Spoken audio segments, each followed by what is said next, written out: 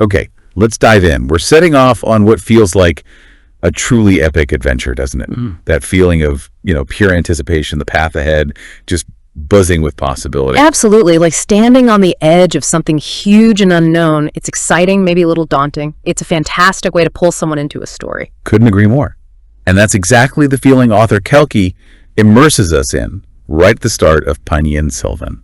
Welcome, everyone, to our deep dive today. We're digging into the source material you shared with us. Yes, specifically, we're looking at excerpts from Kalki's masterpiece, this sprawling historical novel. We're going to follow the initial journey of a young man, Vandiyathevan. Think of it as riding alongside him. We're heading deep into the heart of the legendary Chola kingdom. Our mission today is to trace those first steps, really unpack the beginning of his journey. What's he thinking? What's he seeing? And crucially, there's this fascinating, totally unexpected encounter he has almost immediately. Yeah, it kind of throws a wrench in the works right away. Yeah. We'll follow Kalki's narrative, exploring all those details that just make the story leap off the page. Exactly. So let's picture him starting out. Vandiyathevan is writing, and Kalki leaves no doubt about his mood. It's pure elation. Not just happy, right? His heart is dancing with joy. Kalki uses this brilliant image like sailboats skipping across the waves. It's this vibrant energy almost bursting out of him. It's this huge wave of optimism, more than just youthful excitement, though.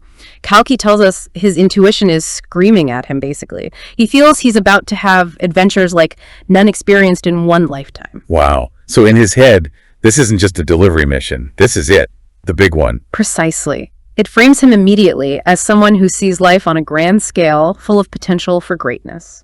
And think about that feeling, have you ever had that intense certainty that something massive is about to happen just before a big trip or starting something new? That's the energy Kalki taps into. It's very relatable, that buzz, and his anticipation isn't vague, it's specific. He's already built this idealized picture of the Chola kingdom, especially the land beyond the Kaladam River or the border he's crossing. What does he imagine?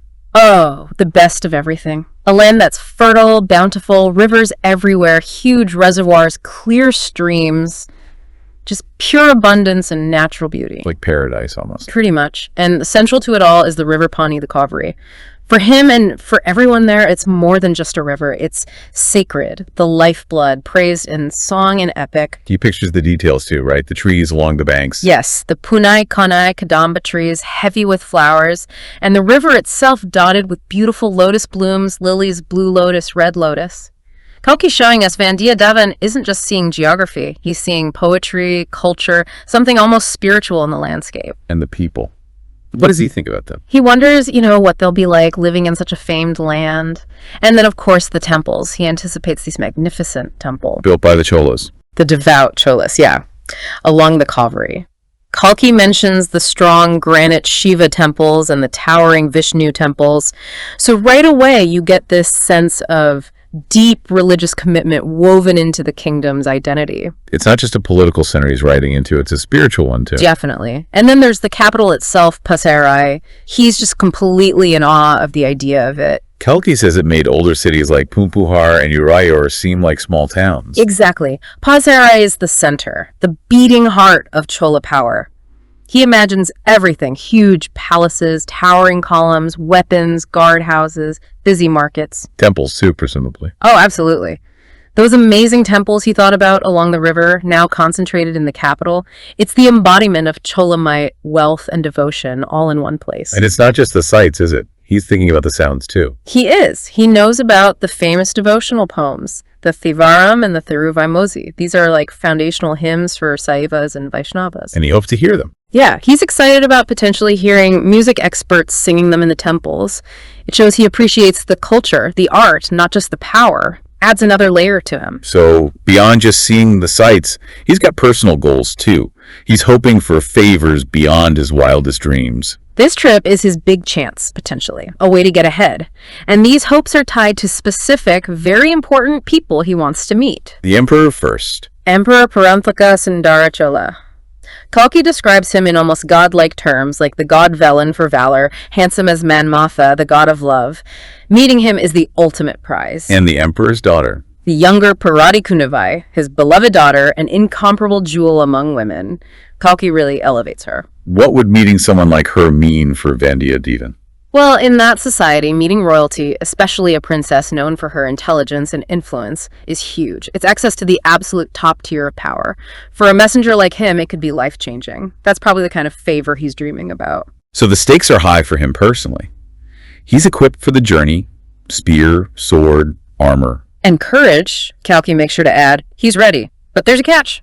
A big one. As orders. Yes, strict orders from his commander, the prince.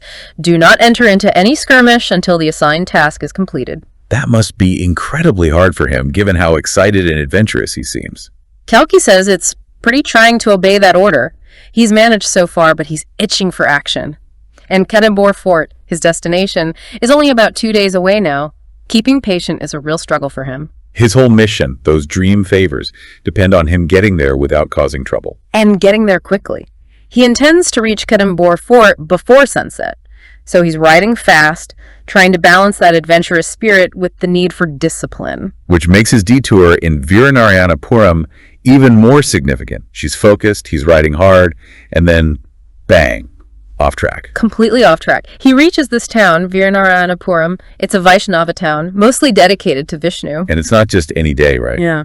No, it's festival day, the Adi festival, so the place is absolutely packed. The woods, the glades around the temple, just teeming with people. Kalki throws him right into the middle of this vibrant chaos. Kalki really paints a picture, doesn't he? All the senses. Oh yeah. The marketplace is alive. Vendors selling everything: jackfruit, bananas, sugarcane, piles of tender coconuts. Smells too, probably.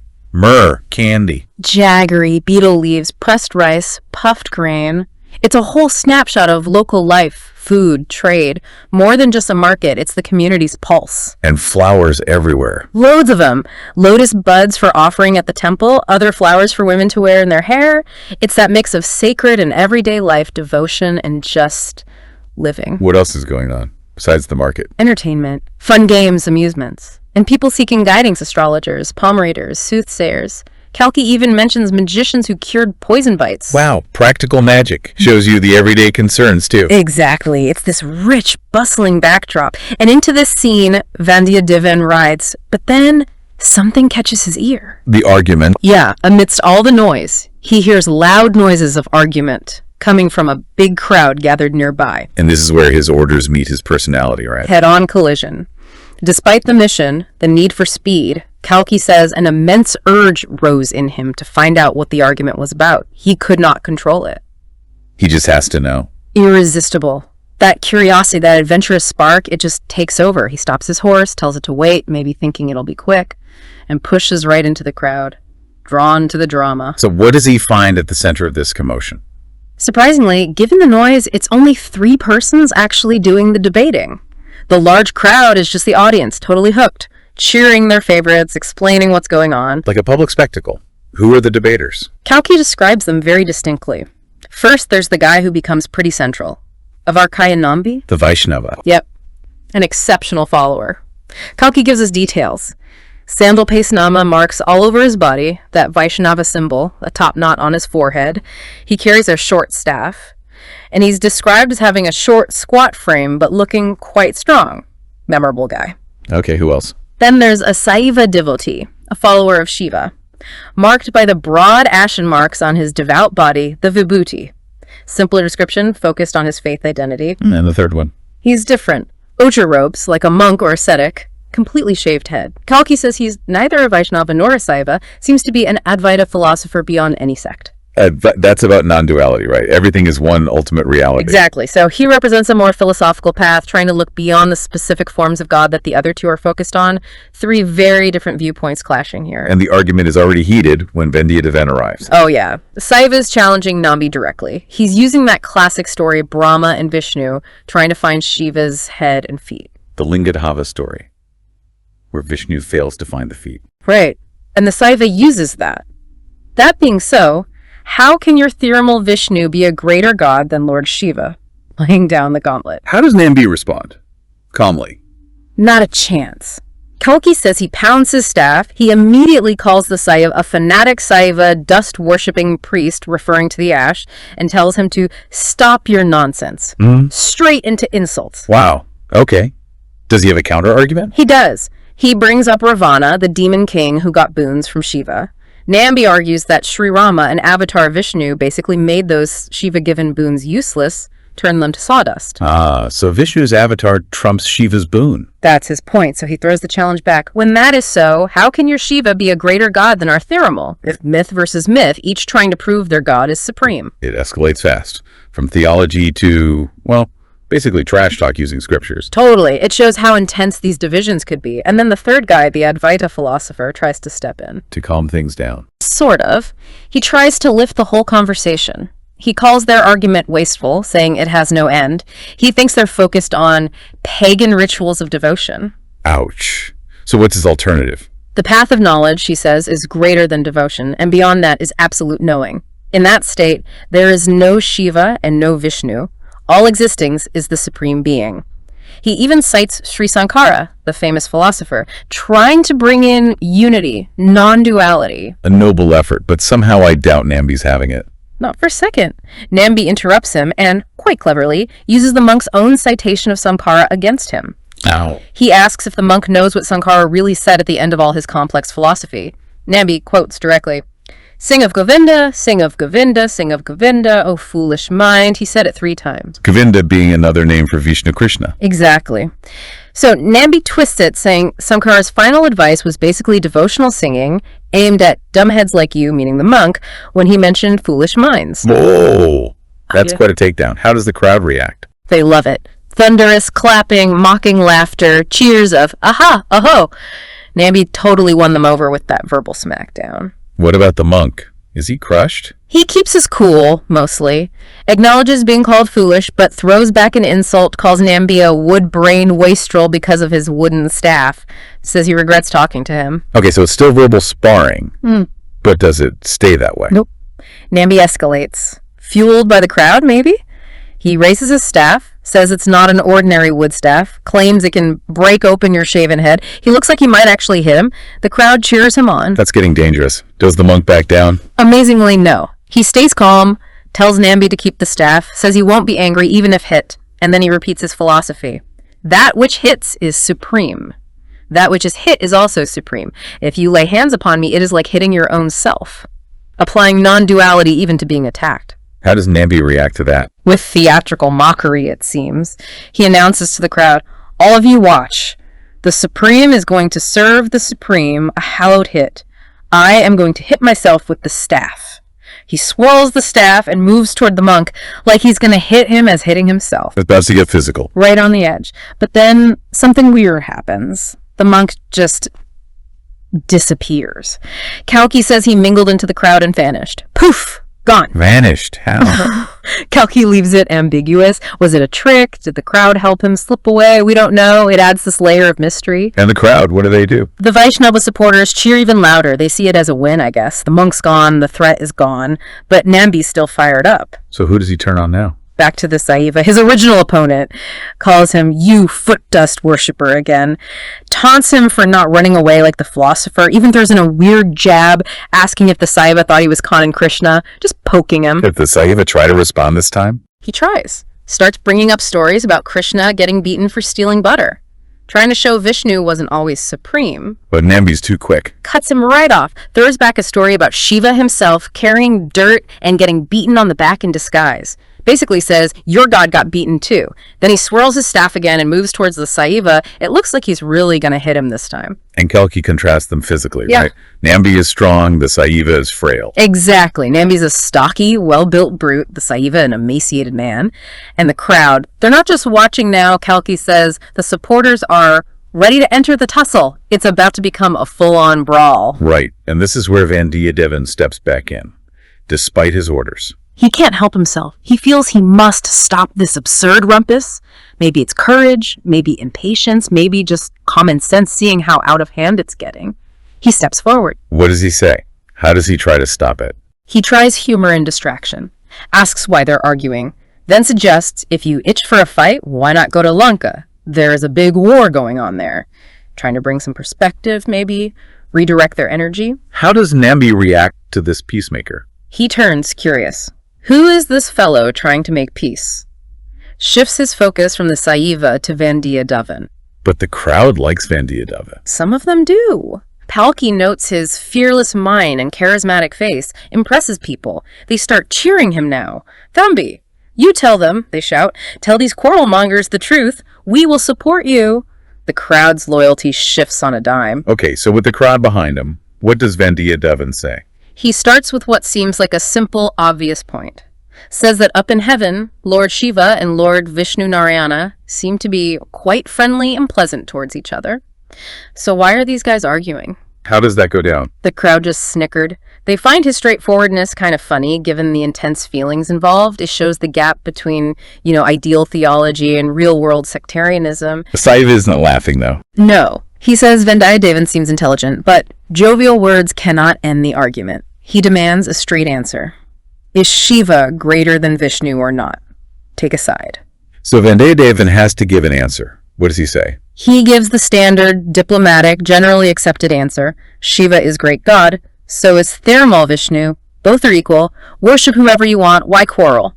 Pleading for tolerance. But Nambi won't accept that, will he? He needs proof. Exactly. Nambi demands, how can you say that? Where is the proof that Shiva and Vishnu are equal? He wants evidence, something concrete for this theological claim. And this is where Vandiyathevan gets creative. Totally creative. He just invents proof on the spot. It's brilliant, in a way. He claims he went to Vaikuntha, Vishnu's heaven, last night. Just popped over for a visit. Apparently, he says Shiva was visiting Vishnu. They were sitting on equal thrones, looked the same height. A picture of perfect equality. Okay, but how does he prove it? This is the best part. He says, to be absolutely sure, he measured them.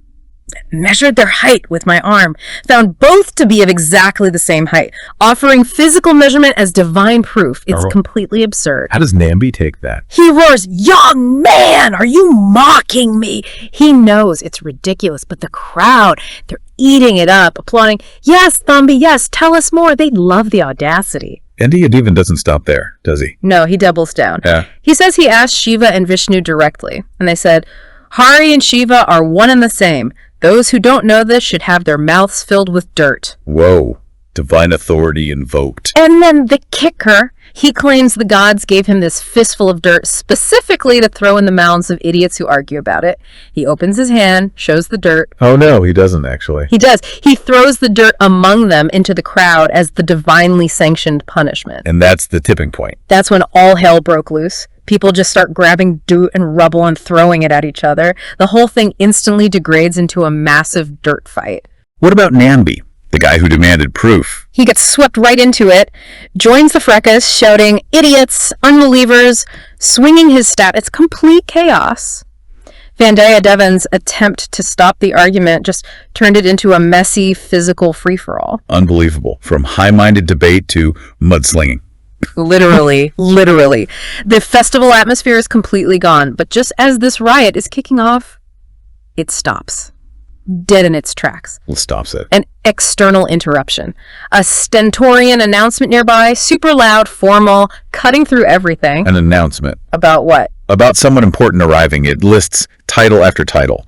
Best of warriors, bravest of the brave, talks about him destroying the Pandya army, his victorious spear, his 24 combats, his 64 battle wounds. This guy is a legendary warrior. Okay, a military bigwig. Anything else? Yes. Crucially, he's also the Chola Secretary for Finance and Food. Huge administrative power, controls the money and supplies. And his title, the Elder Lord of Paslavur. Wow. So top-level military and administrative power. A major player. Absolutely, a pillar of the Chola state, and the procession confirms it. Drummers, heralds clearing the way. Flags. Men carrying his palm tree flag, yeah. And smart footmen bearing lances and spears. A serious security detail. Yeah, and Lord Paslavur himself. How does he arrive? On a finely decorated elephant, Kalki describes him as a dark, well-built man, and uses this amazing simile. The sight of the warrior on the elephant looked like a dark cloud resting atop a mountain peak. Just pure power and presence. The crowd must have been stunned. Totally. The fighting stops instantly. Everyone just stands aside to watch him pass. Even Vandiyathevan, who doesn't know him, guesses correctly it must be Lord Paslavur. The arrival is just that commanding. Is that the end of the procession? Just the Lord on his elephant? No. Right behind the elephant comes a palanquin, covered with silken drakes pulled close. Shielded, private, clearly someone important inside. A lady, presumably. Most likely, given the context and protection. And Vandiyathevan seems curious. Then, a hand comes out, fair hand full of bracelets and bangles, looks wealthy, and parts the curtain just a tiny bit. And he sees her face. Just for a second, a dazzling face of a girl. Kalki compares it to the moon shining forth from behind a shifting cloud cover. So presented as beautiful, right? But Vandiyathevan has a strange reaction. A really strange reaction. Kalki makes a point of it. Vandiyathevan is usually a connoisseur of the beauty of womankind. He sees she's beautiful, like the moon. But for some reason, Vandiyathevan was not happy to see that face. Not happy? Why? It's described as an irrational fear and disgust that takes hold of him. Not based on anything logical, just a gut feeling. Deeply negative despite her beauty. It's a huge red flag in the narrative. Something's off. Okay, so he's feeling this weird disgust. What happens next? At that exact moment, the lady's eyes, seen through the curtain, focus on something near Vandiyathevan. Not just the crowd, but something specific right by him. At the next instant, the horrified sound of a girl's scream was heard. Not just a cry, but horrified. Pure terror. And the curtains close immediately. Pulled shut again, hiding her away, leaving just the echo of that scream. It's sudden, chilling. Vandiyathevan must try to figure out what she screamed at. Instantly. His intuition tells him she screamed at something right there, near him. He looks around frantically. And who does he see? Just behind him, leaning against a tamarind tree, kind of withdrawn from the chaos, maybe?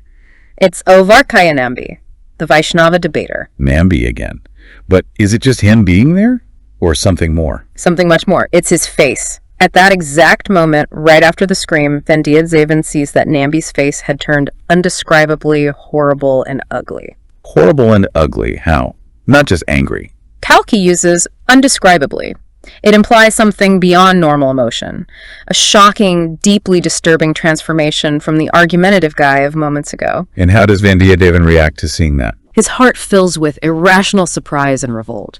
It mirrors and intensifies that irrational fear and disgust he felt towards the lady.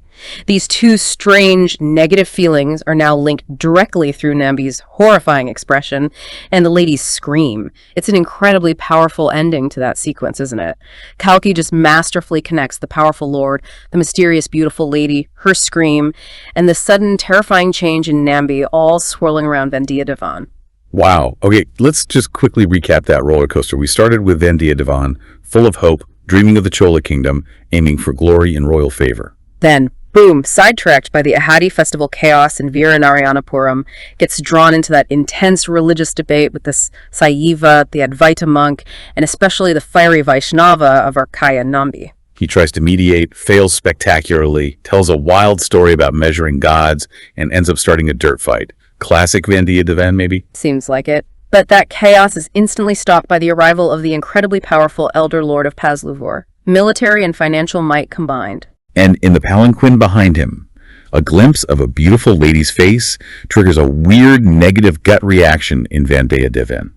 Followed immediately by her horrified scream, directed at something near him. And looking around, he finds Nambi. Just behind him, his face suddenly transformed into something undescribably horrible and ugly, linking the scream, the lady, and Nambi in this really disturbing way. It's a massive tonal shift. From adventure and almost slapstick comedy with the debate and the dirt, straight into deep mystery, fear, and something potentially sinister involving these high-status figures and the seemingly ordinary, if argumentative, devotee. What does that tell us about Kalki's world here? That beneath the surface glory of the Chola kingdom, things are maybe not so straightforward. That danger and secrets are lurking right from the start. Absolutely. It shatters Vandiyathevan's idealized vision almost immediately, and it leaves us with this burning question, doesn't it? That connection. The lady screams at something near Vandiyathevan. He immediately sees Nambi's horrifying face right behind him. What on earth links this devout, argumentative Vaishnava, met by chance, to the sheer terror of a noble lady traveling with one of the most powerful men in the kingdom? What secrets could possibly tie them together? What does Nambi's transformation mean? It suggests Vandiyathevan hasn't just ridden into a glorious kingdom, but perhaps into a web of hidden conflicts and dangerous secrets. Kalki definitely throws us and Vandiyathevan into the deep end. The journey ahead promises to be far more complex, far darker than those initial optimistic dreams suggested. What is the real story behind that scream and that face? We'll have to leave it there for today, pondering that mystery. Thanks for joining us on this deep dive into the dramatic start of Vandiyathevan's adventures in Kalki's Ponniyin Selvan.